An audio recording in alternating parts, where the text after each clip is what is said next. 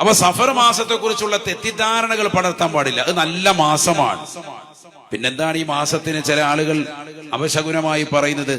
തീയില്ലാതെ പുക വരില്ലല്ലോ എന്നുള്ളൊരു ചിന്താഗതി ഉണ്ടാവും.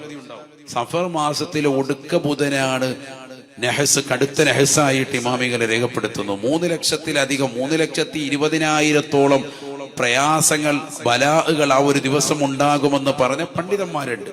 ഒന്നും ഉണ്ടാവില്ല എന്ന് പറഞ്ഞ പണ്ഡിതന്മാരുമുണ്ട്. ഈ മാസങ്ങളിൽ കിതാബ് രചിക്കാൻ തുടങ്ങുകയും പൂർത്തീകരിക്കുകയും ചെയ്തതാകുന്ന മഹത്തുക്കൾ വരെയുണ്ട്. ഈ മാസത്തിന്റെ നെഹസിനെ ഇത്രയേറെ പറഞ്ഞപ്പോൾ, അപശകുനമായി മാസത്തെ കുറിച്ച് പറഞ്ഞപ്പോൾ അങ്ങനെ ഒന്നില്ല എന്ന് പറഞ്ഞുകൊണ്ട് വാദിച്ചുകൊണ്ട് ഗ്രന്ഥം എഴുതി പൂർത്തീകരിച്ച വ്യക്തിയാണ് മഹാനാകുന്ന ഇബ്നു ഹജറുൽ ഹൈതമി റളിയല്ലാഹു അൻഹു. ലോകപ്രസിദ്ധമാകുന്ന തുഹ്ഫത്തുൽ മുഹ്താദി എന്ന് പറയുന്ന ഗ്രന്ഥം എഴുതിയവരുണ്ട്. ചുരുക്കി പറഞ്ഞാൽ മുസ്ലിമീങ്ങളായ നമ്മൾ ആശങ്കപ്പെട്ട് ജീവിക്കരുത്. എപ്പോഴും ഒരു ഭയപ്പാടിലൂടെ ജീവിതത്തെ മുന്നോട്ട് കൊണ്ടുപോകരുത്. നിങ്ങൾ നോക്കി, ഈ സഫർ മാസത്തിൽ എത്രയോ മഹത്തുക്കളൊക്കെ മരണപ്പെട്ടു പോയവരുണ്ട്. അതിന്റെ അർത്ഥം എന്താ? ഇങ്ങനെ പറയാൻ പറ്റുമോ? അവര് വളരെ മോശപ്പെട്ട മാസത്തിലാണ് മരിച്ചത്. അങ്ങനെ എണ്ണാനാണെങ്കിൽ എത്ര സാലികളുണ്ട് ഈ മാസത്തിൽ മരിച്ചത്? എത്ര പേരുടെ ആണ്ടാണ് ഈ മാസത്തിൽ നമ്മൾ കഴിച്ചു കൊടുത്തത്? അപ്പൊ അവരൊക്കെ മോശപ്പെട്ട ആളുകളാ?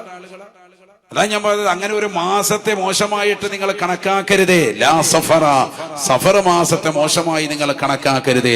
മുഹമ്മദ് റസൂലുള്ളാഹി സ്വല്ലല്ലാഹു അലൈഹി വസല്ലം. അല്ലാഹു മനസ്സിലാക്കാൻ തൗഫീഖ് തരട്ടെ.